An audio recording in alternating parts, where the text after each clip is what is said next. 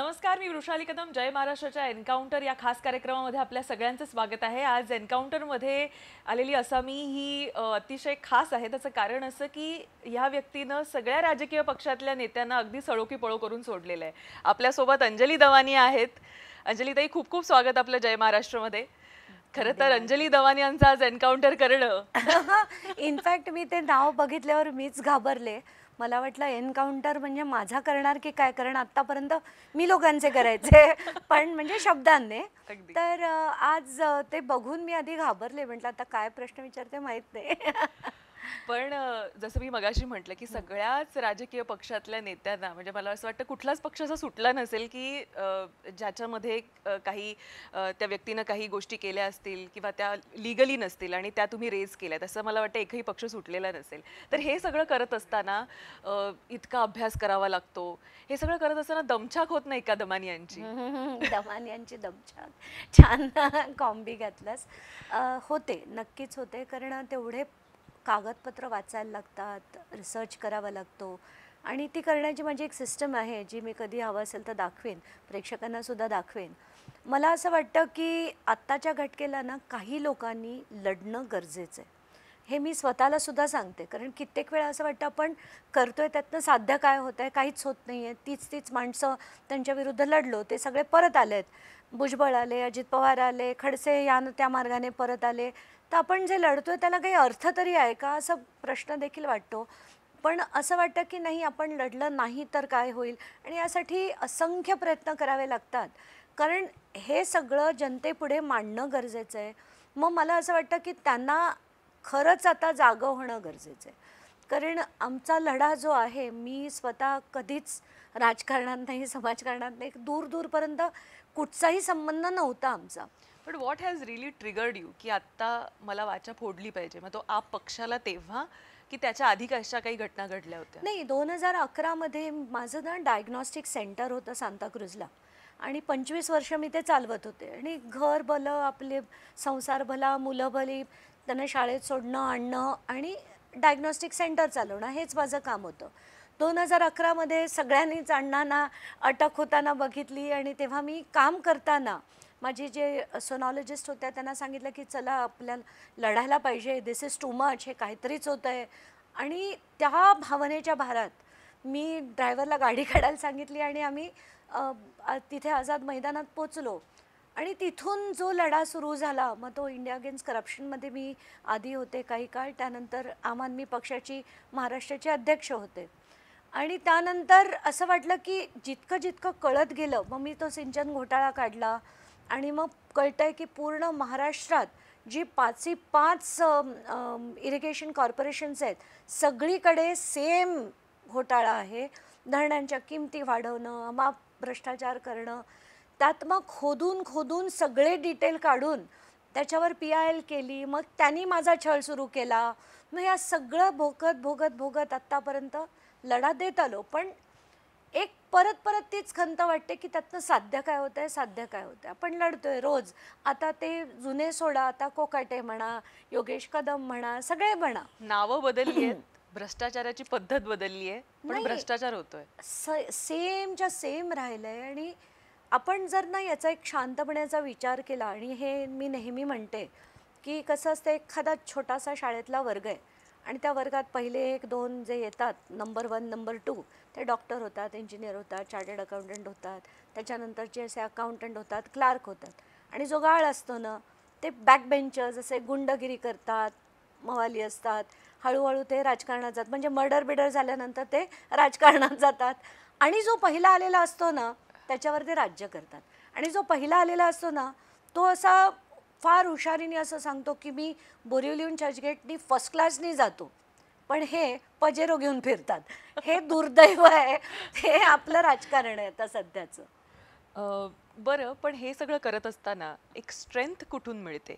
मग ती वडिलांपासून मिळते, कारण मी असं ऐकून आहे की तुमचे वडील देखील म्हाडाचा त्यांनी त्या काळी भ्रष्टाचार बाहेर काढलेला, म्हणजे तेव्हापासून हे कुठेतरी बिंबवलं गेलेलं आहे की हे असं होत असेल तर गप्प नाही बसायचं. माझे बाबा आणि माझे सगळेच काका वगैरे सगळेच हे आधी आर एस एसमध्ये होते आणि ते सगळे फार तत्ववादी, म्हणजे आताच्या आर एस एसबद्दल नाही बोलत आहे मी, तेव्हाच्या काळच्या आर एस एसबद्दल बोलते. ते तेव्हा अतिशय तत्ववादी लोक होते आणि म्हणूनच त्यांनी जेव्हा महाराष्ट्रात भ्रष्टाचार सुरू झाला, म्हाडाच सुरू झाला, तेव्हा त्यांनी पदाचा राजीनामा दिला आणि ते म्हणाले की माझ्याच्याने हे होणार नाही. म्हणजे त्यांचं ते एक वाक्य मी जे मगाशी तुला सांगितलं की मोडेन पण वाकणार नाही, आणि हे आमच्यात आलं. चौघही भावंडात, आम्ही चौघं भावंड आहोत, 2 मोठे भाऊ आणि आम्ही 2 धाकट्या बहिणी. मुद्दाम सांगते की सगळ्यात मोठा भाऊ टाइम्स ऑफ इंडियामधनं जनरल मॅनेजर होता, तो रिटायर झाला आता. दुसरा भाऊ आहे, त्यांनी मास्टर्स इन हायराईज स्ट्रक्चर्स केलं कॅनडातल्या एका मोठ्या कंपनीत, तो अतिशय उच्च पदावर आहे. आणि मी तिसरी आणि माझी धाकटी बहीण मंजू, ती एअरपोर्टला स्टेशन मॅनेजर आहे. आणि चौघंही बघितलं ना, आम्ही तत्वाच्या बाहेर जगत नाही.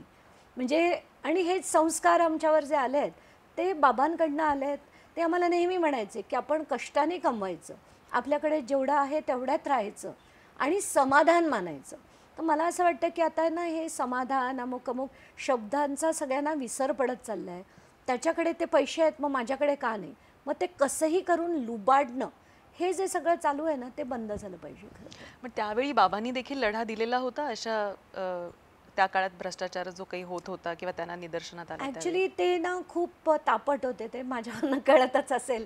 तर त्यांनी राजीनामाच दिला होता पदाचा आणि मग त्यानंतर म्हाडा अधिकारी होते त्या काळात? म्हाडाचे टॉप अधिकारी होते. म्हणजे आम्हाला अशी लाल दिव्याची गाडी, मी नेहमी रेस्ट हाऊसेसमध्ये बाबांबरोबर राहायचे. 8 जिल्हे होते त्यांच्या खाली, हाताखाली. बरं. तर नेहमी पोलीसची जीप पुढे मागे अशा थाटातच आम्ही वाढलो. आणि त्यानंतर राजीनामा दिल्यानंतर आमच्याकडे काहीच नव्हतं ना, बँक बॅलन्सेस नाही, काही नाही. आई गृहिणी होती, तर तिने लायब्ररियनचा कोर्स केला आणि ते एका गव्हर्मेंट लायब्ररीमध्ये लायब्ररियन म्हणून लागली. 500 रुपये महिन्यावर आमचं घर चालायचं. बापरे. आणि म्हणजे कोणाचे वापरलेले कपडे आम्ही विकत घेऊन घालायचो. इतकी परिस्थिती आमची वाईट होती. पण तत्त्व आमच्यापैकी चौघांपैकी कोणीही सोडली नाही. आणि नशिबाने मला जे लग्न झाल्यानंतर जे कुटुंब मिळालं तेही अगदी तसंच होतं. म्हणजे खरं तर गुजराती घरात म्हणजे जे आपण म्हणतो ना की सगळे धंदेवाले असतात, हां, धंदेवाले असतात, मग टॅक्स चुकवणं वगैरे वगैरे जो प्रकार असतो तो आमच्या घरात कधीच नशिबाने नव्हता. माझे सासऱ्यांपासून सगळे अतिशय उच्च शिक्षित. म्हणजे सासरे टेक्स्टाईल इंजिनियर, सासूबाई ज्या आता 88 वर्षाच्या आहेत, तेव्हाच्या काळच्या सेंट झेवियर्स कॉलेजच्या ग्रॅज्युएट आहेत त्या. मग मिस्टरांच्या 5 डिग्रीज फायनान्सच्या, नणंद माझी CS आहे, माझं डायग्नॉस्टिक सेंटर होतं, मुलगी माझी आर्किटेक्ट आहे आणि मुलगा मास्टर्स इन मेकॅनिकल इंजिनिअरिंग. हे सगळं आमचं कुटुंब असताना ना, आमच्याकडे काय आहे ते मी सांगू शकते. माझं ITR मी अगदी उघडपणे दाखवलं की मागच्या वर्षी आम्ही 2 कोटी रुपये इन्कम टॅक्स भरला. पण जेव्हा त्याच्यानंतर मी असं दाखवलं की मुख्यमंत्री टोटल इन्कम इतका दाखवतात, एकनाथ शिंदे इतका दाखवतात, अजित पवार इतका दाखवतात, तर त्यांच्यापेक्षा 7-8 पट माझं इन्कम असेल असं महाराष्ट्राला पटू शकेल का? पण म्हणजे हेच वाटतं की हे जे सगळं आहे चित्र, हे बदलण्यासाठी आपण लढायला हवं, म्हणून मी लढते. बरं, तुमचा जो तसा प्रवास सुरू झालेला जेव्हापासून अंजली दमानिया मीडियाला ज्ञात झाल्या, ते म्हणजे आपपासून तुम्ही फारकत घेत समाजकार्याकडे पुन्हा एकदा वळलात. म्हणजे मला असं वाटतं की आपची सुरुवात ही खरं समाजकार्याने झालेली, अण्णांच्या आंदोलनामुळे झालेली, आणि त्यानंतर केजरीवाल यांनी पक्ष स्थापन केला, तुम्ही देखील त्यामध्ये होतात. पण पक्ष गेल्यानंतर किंवा राजकारणात गेल्यानंतर समाजकारणामध्ये वळणारी फार कमी माणसं असतात, आणि तेही पूर्णतः राजकारण सोडून. तर असा एक अपवाद आहे. त्यामुळे आणि ज्या पद्धतीनं तुम्ही आता अण्णा आंदोलन करत नाहीयेत, पण आम्ही असं म्हणू शकतो की आजका अण्णा असं थोडासा पाहायला मिळतो. कारण हा आजका अण्णा आंदोलन वगैरे करत नाही, थेट जाऊन भिडतो. आता काळ पण बदललाय. मला वाटतं प्रत्येकाने काळाप्रमाणे वागायला हवं. तर मला पहिल्यापासून मी 2011 पासून हेच करते. म्हणजे सरळ तेव्हा आम्ही अजित पवारांविरुद्ध मी आणि अरविंदनी प्रेस कॉन्फरन्स घेतली होती. त्यानंतर तो सगळा सिंचन घोटाळा आणि त्यांना तेव्हा राजीनामा द्यायला आम्ही भाग पाडलं होतं. तर माझी ती पद्धत पहिल्यापासूनच आहे. छोट्याशा मला करेक्शन्स करायच्या होत्या की अरविंद केजरीवालांनी पक्ष काढण्याआधी आम्ही दोघांनी ठरवलं, मी बरं. त्यांना म्हटलं होतं की now we are at a dead end. इथून आपल्याला त्यांची खुर्ची जोपर्यंत आपण हलवत नाही तोपर्यंत बदल घडणार नाही. यांना काही साक्षात्कार होईल, हे अचानकपणे बदलतील ह्याची अपेक्षाच करू नये. म्हणून मी त्यांना सुचवलं होतं की आपण बरं. पक्ष काढूया आणि आम्ही सो इट्स त्याची युअर ब्रेन चाइल्ड. नाही, माझं पण नाही आहे. बरं. आमच्याबरोबर माझा एक कार्यकर्ता आहे भरत सरवडे नावाचा. बरं. आम्ही असं एकत्र बसून डिस्कस करायचो. तर त्याची ती कल्पना होती की नाही आपण काढायलाच हवा आणि मी ते मांडलं त्यांच्या पुढे आणि आमचं खूप डिस्कशन झालं. अण्णांचा विरोध होता त्याला? अण्णांना तोपर्यंत आम्ही काही बोललोच नव्हतो. आम्ही जेव्हा ठरवलं तेव्हा मला अजूनही आठवतं आहे की सगळे आम्ही फाउंडर मेंबर्स आहोत आपचे. बरं. असं नाही की बाबा मी त्या पक्षात होते, बरं. आम्ही तो स्थापन केला. बरं. बरं, पण त्यातनं पुढे जे जे होत गेलं ते अतिशय ते चुकीचं पाहून कसं झालं. वाटतं आता? नाही, राग दिस इज येतो. What you have you ever imagine की हे असं टर्नआउट होईल? नाही, असं म्हणण्यापेक्षा त्यांना अमुक अमुक गोष्टी करायला लागल्या. त्याच्यातल्या काही गोष्टी योग्य होत्या, काही गोष्टी योग्य नव्हत्या. आता त्याच्यात जर आपण बघितलं की त्रास कसे कसे झाले, तर डोनेशन्स आम्ही असं ठरवलं की पक्षाला फक्त आम आदमी पक्ष नाव, अशा त्या बॅनरवर 100-160 असे जे पिक्चर्स येतात ते नको. केवळ एक अरविंदचा झाडू. किंवा हां, फक्त झाडू आणि आम आदमी पार्टी कारण ही एक विचारधारा आहे आणि ती लोकांपर्यंत पोचवायची आहे. एखाद्या ब्राह्मणाला आपण मुसलमान एरियामधनं तिथे निवडणूक लढवायला भाग पाडायचं बर. का? कारण हे जे आहे ना की ती जी एरिया आहे मग तिथली गणितं मग अमुक तमुक हे आपण बंद करू. तर ह्या ज्या सगळ्या विचारांनी आम्ही आलो आणि त्याच्यात मग डोनेशन्सचा भाग जे मी म्हटलं तुला की आम्ही डोनेशन्स 20,000च्या वर असेल पॅन कार्ड नंबर सकट आम्ही आमच्या वेबसाईटवर टाकायचो. पण त्या सगळ्यांवर भाजप हळूहळू त्यांना सगळ्यांना इन्कम टॅक्सच्या नोटिसेस गेल्या. डोनेशन्स येणं बंद झालं. पक्षाला तर पक्ष चालवायला पैसा तर लागतो. आम्ही सगळेजण जेवढे आम आदमी पार्टीत होते कोणीही कधी 1 रुपया पक्षाकडनं घेतला नव्हता. आम्ही आमच्या घरचे पैसे घालायचो का? तर एक असं वाटायचं आपण काहीतरी मोठं आंदोलन वगैरे करतोय आणि त्याचाच हा एक भाग आहे. पण जेव्हा असे अटॅक्स झाले तेव्हा डोनेशन्स बंद झाली. मग त्यांना ह्यानं त्या मार्गाने पैसा मिळवायला लागला. तो त्यांनी चुकीच्या मार्गाने घेतला म्हणून आमच्यासारख्यांना पटलं नाही आणि आम्ही त्यातनं बाहेर पडलो. पण अरविंद केजरीवाल यांच्यावर मधल्या काळात जे आरोप झालेले त्याकडे कसं बघता? तेच जसं मी आता म्हटलं की हा डोनेशन्स जर त्या योग्य मार्गाने येऊ दिली असती तर कदाचित अरविंद केजरीवालांनी हे केलं नसतं. तर पण त्याचं समर्थन करता येत नाही कारण याच्याच विरुद्ध आपण लढत होतो. म्हणूनच माझ्यासारखी लोक असंख्य लोक त्यातनं बाहेर पडली. पण आताच्या घटकेला असं वाटतंय की दिल्लीतल्या शाळा म्हणा, हॉस्पिटल्स म्हणा, त्यांनी केलेले बदल म्हणा आणि त्यांच्यावर केलेली टीका, तेव्हा काय टीका व्हायची की दिल्ली बुडाली, पाण्याखाली गेली, एवढा कचरा साचला, एवढं हे झालं. पण त्यांना काही काम करू दिलंच गेलं नव्हतं. ते LG जे होते ते कुठचीही फाईल आली की ते अडकवून टाकायचे. तर त्यामुळे ते अमुक फ्रस्ट्रेशननी पण त्यांनी चुकीच्या गोष्टी केल्या. पण त्यांच्या घराचं समर्थन कोणीही करू शकत नाही आणि म्हणूनच मी म्हणते की आपण जे बोलतो तसं वागलं पाहिजे. म्हणजे जर आपण म्हणालो की मी घर घेणार चौकामध्ये नाही, घेतलेली कॅबिनेटची बैठक ते नंतर बदललेलं स्वरूप अगदी, आणि मग 8 लाखाचे पडदे हे त्याच्यातलं फार मोठी तफावत विरोधाभास. जेव्हा होत जाते हां, ते फारच खटकतं आणि लागतं आमच्यासारख्या लोकांना तर नक्कीच.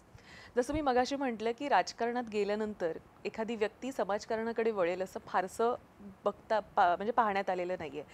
Anjali Damania, you are one of the founder member of आप.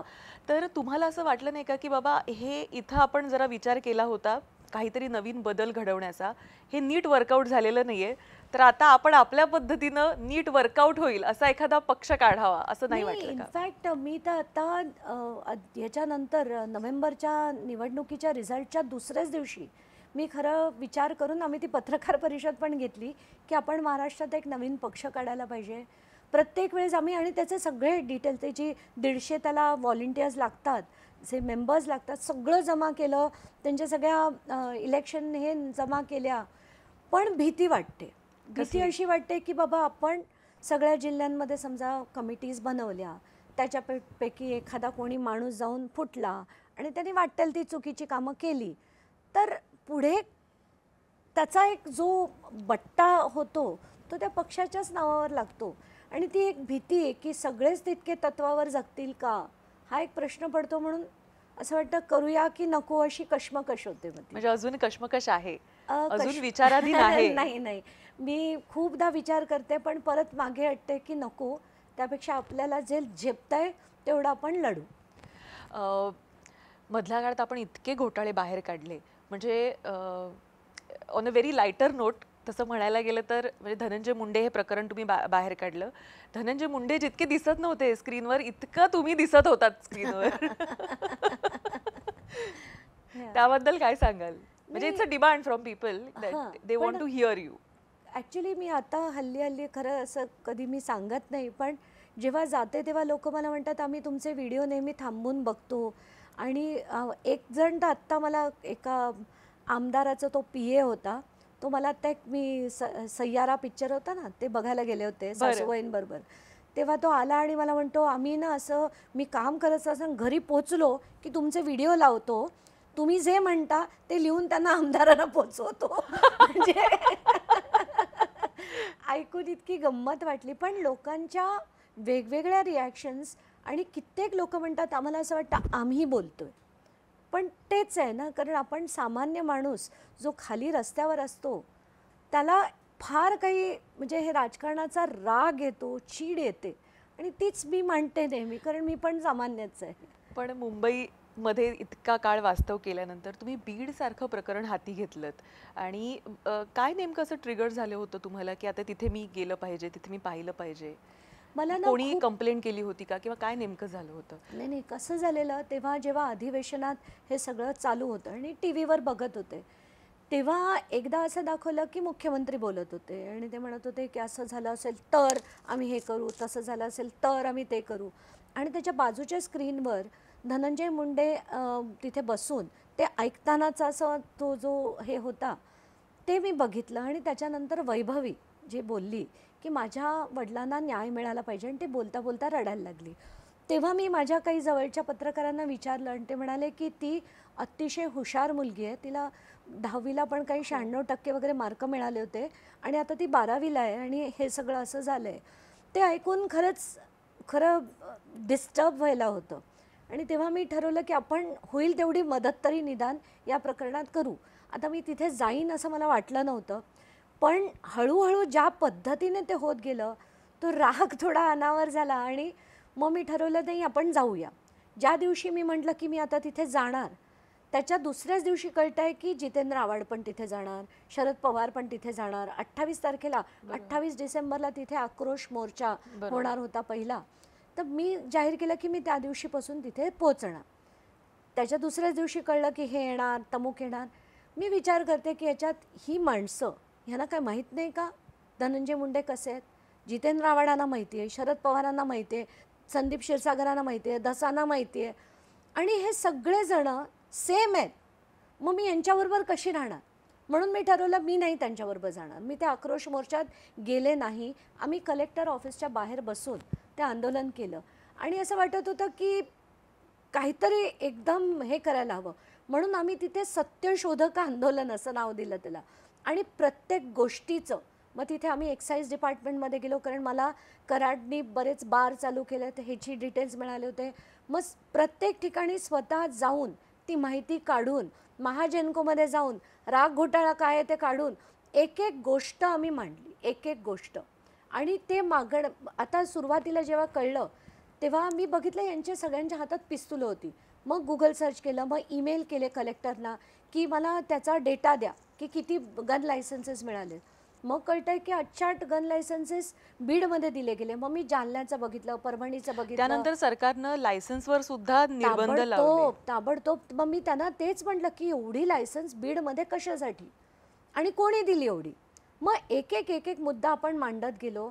तेव्हा तिथल्या लोकांचे जे डिटेल्स मिळाले ते अतिशय गंभीर. म्हणजे जे फॉर एक्झाम्पल आत्ता चाललं आहे त्या महादेव मुंडे प्रकरणातला तो गोट्या गित्ते, त्याचं पहिल्या दिवशी 28 तारखेची माझी प्रेस कॉन्फरन्स बघ, तेव्हा मी सांगितलं की इथे बायका येऊन ढसाढसा रडतायत, आम्हाला सांगतात त्या काही झालं तरी गोट्या गित्तेला तुम्ही सोडू नका. तो माणूस घरात घुसतो, मुलींना उचलतो आणि परत वापरून घरात फेकून देतो, आई वडिलांदेखत उचलतो. आणि हे मी पहिल्या दिवशीपासून मांडलं. त्यानंतर जेव्हा कराडला अटक झाली आठवतंय, आणि जेव्हा कोर्टात घेऊन जाण्याचा जो व्हिडिओ आला, बरोबर. पोलिसांच्या बाजूला त्यांच्या गाडीत बसलेला गोट्या गित्ते. काय सांग ना, काय चौकशी होणार, काय त्यातनं निष्पन्न होणार? सो कॉल्ड SIT, ते सगळे कराडचे मित्र बीडच्या जेलमध्ये ठेवणार.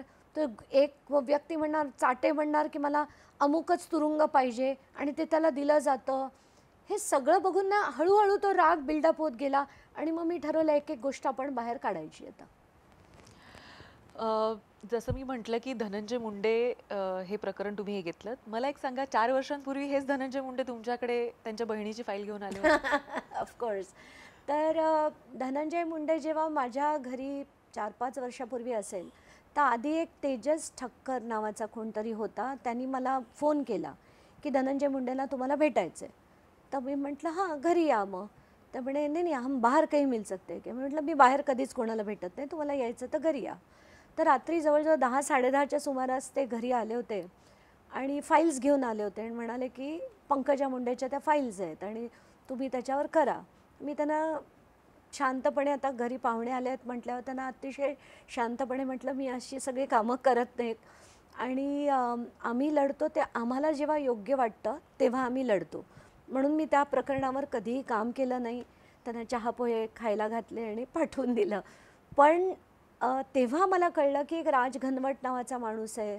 तो आत्ताच्या घटकेला त्यांच्या सगळ्या ज्या कंपन्यांचे डिटेल काढले, सगळ्या ज्या व्यंकटेश्वर इंडस्ट्रियल सर्व्हिसेस म्हणा, त्या सगळ्या टर्टल लॉजिस्टिक्स, जेवढ्या कंपन्या आहेत प्रत्येकाच्यात हा माणूस होता. मग त्याचे डिटेल काढले.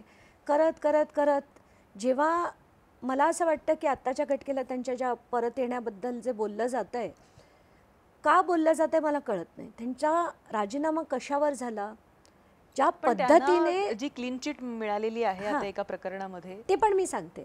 तर त्याच्या आधी त्यांचा राजीनामा का झाला, तो मी काढलेला कृषी घोटाळ्याबद्दल नाही झाला. संतोष देशमुखांच्या हत्येचे पिक्चर्स ज्या दिवशी आले, ज्या पद्धतीने ती हत्या केली गेली होती, आणि ती जी पद्धत आणि ते करणारा जो कराड होता, म्हणून त्यांना राजीनामा द्यायला लागला, त्या क्रौर्याबद्दल द्यायला लागला.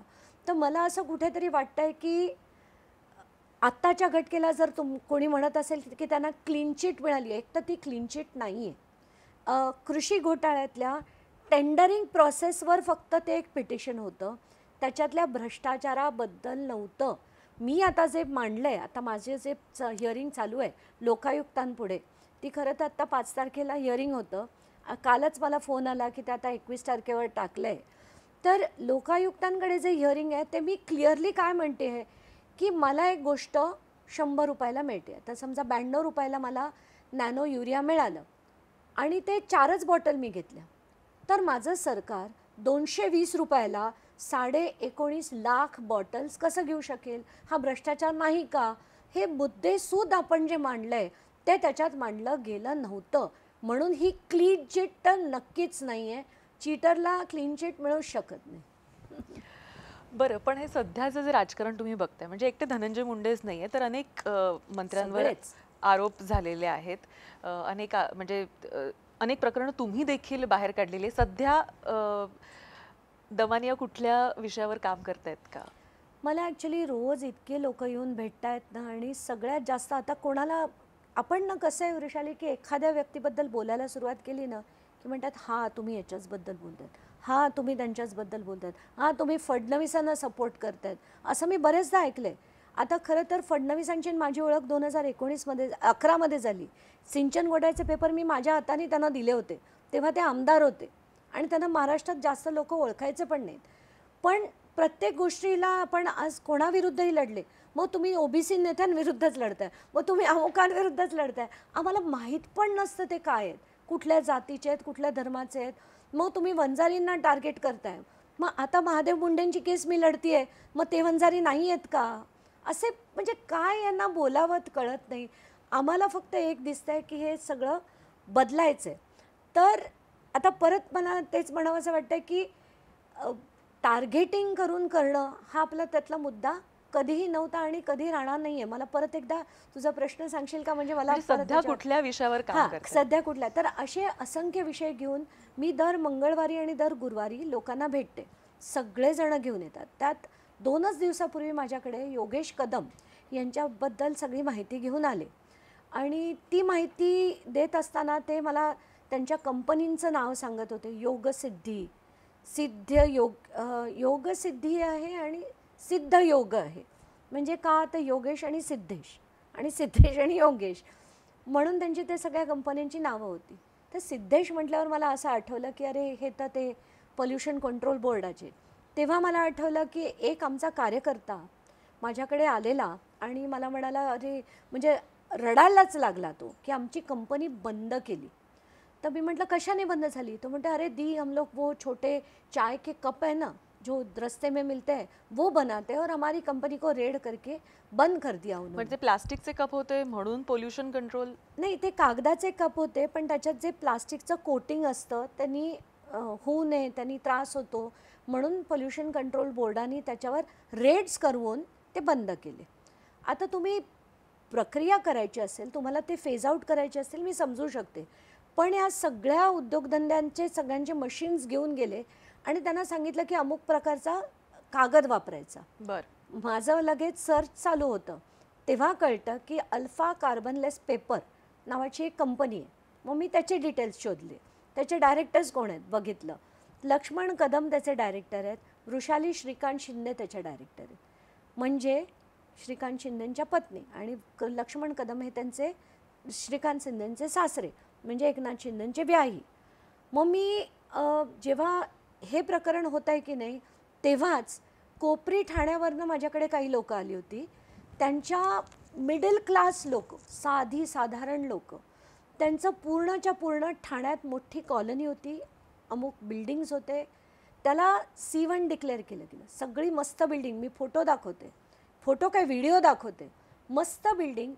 त्यांचं C1 दाखवून त्यांचं पाणी, गॅस, इलेक्ट्रिसिटी तोडण्यात आलं आणि फोर्स करून त्या लोकांना घराबाहेर काढण्यात आलं. किती वर्ष लोक राहतात म्हणजे त्या ठिकाणी? म्हणजे काही काहींचा जन्मच तिथे झाला. जे साधारण माझ्याकडे आले किती होते. वर्ष, दशक? म्हणजे म्हणजे तरी मला वाटतं 30 वर्ष लोक तिथे राहत होती आणि सगळे मध्यमवर्गीय लोक. मग आता नवीन अमेंडमेंट झाली आणि ते CRZ किंवा ह्यामध्ये आलं असं नाही झालेलं आहे? नाही नाही, कोपरी म्हणजे अगदी हार्ट ऑफ ठाणे बरं. अशात ती जागा होती आणि त्यांना घराबाहेर काढण्यात आलं फोर्सफुली. जी लढत होती त्यांच्यावर सेक्शन्स टाकले. मग कळतंय की हे प्रोजेक्टसुद्धा लक्ष्मण शिंदेंना मिळालं आणि लक्ष्मण शिंदेंचा आणि यांचा जोर असल्यामुळे ते C1 त्याला डिक्लेअर केलं गेलं आणि इलेक्ट्रिसिटी आणि लाईट कापून लोकांना घराबाहेर काढण्यात आलं. तुम्ही लढलात तर तुमच्यावर सेक्शन, एक्स्टॉर्शनसारखे सेक्शन्स चांगल्या लोकांवर लावणं. म्हणजे मला असं वाटतं की चहाच्या कपापासून सगळ्या कंपन्या हीच लोकं चालवणार का? म्हणजे एक योगेश कदमची हॉस्पिटल पण त्याचंच, शैक्षणिक संस्था पण त्यांच्याच, डान्स बार पण त्यांचेच, सगळंच त्यांचं. आता ही चहाची कंपनी, कप बनवणाऱ्याची कंपनी त्यांचीच, डेव्हलपमेंट करणारी कंपनी त्यांचीच. काय आहे हे? आणि जेव्हा ते लक्ष्मण कदम माझ्या घरी भेटायला आले तेव्हा लक्ष्मण कदम मला म्हणतात की नाही नाही ताई, आम्ही त्यांच्यावर खूप रिसर्च केला आहे, आम्ही अमुक केलं आहे आणि आम्हाला वाटतं की अमुक झालं पाहिजे. मग तो नियमाने आणा ना तुम्ही. शासनाला सांगून जेवढे आत्ता मॅन्युफॅक्चरर्स आहेत त्या सगळ्यांना बोलवून एकत्र समजवा की आता बाबा तुम्ही हे पेपर वापरत जा आणि माझ्याच कंपनीचा नाही, अशा 10 कंपन्यांकडनं तुम्ही घ्या. हे सिस्टमॅटिक करायला हवं होतं. पण तसं न करता हे आजकाल ते जेवढे राजकारणी असतात ना, मी बघते की त्यांना माहिती आहे की सगळे सौरभ रावना मी 10 वेळा फोन केला आहे, म्हणजे ठाण्याचे कमिशनर, पण प्रत्येक ठिकाणी त्यांच्या कुठल्या अधिकाऱ्यांमध्ये ना ताकद नाही. मला तर तुमच्या माध्यमातून मुद्दाम सांगायचं आहे महाराष्ट्राच्या सगळ्या IAS आणि सगळ्या उच्चपदीय अधिकाऱ्यांना, have the spine to say no. हे जे पॉलिटिशियन्स तुम्हाला फोन करतात आणि तुम्हाला काही करायला भाग पाडतात, ज्या दिवशी तुम्ही ताकद लावून नाही करणार असं उत्तर द्याल ना, त्या दिवशी महाराष्ट्र बदलेल. बदली होईल त्याआधी. बदली झाली तरी किती वेळा होईल? असे किती अधिकारी बघतोय ना आपण. तुकाराम मुंडे आहेतच ना, प्रवीण गेडम आहेतच ना, सुनील केंद्रेकरांनी शेवटी राजीनामा दिला, पण असे अधिकारी आहेत. आता राधा जे हा कृषी घोटाळा सो कॉल्ड क्लीन चिटवाला का झाला, त्यांची बदली का झाली तुम्हाला वाटतं माहितीये? कोकाटेंचा राजीनामा मागायला हवा होता?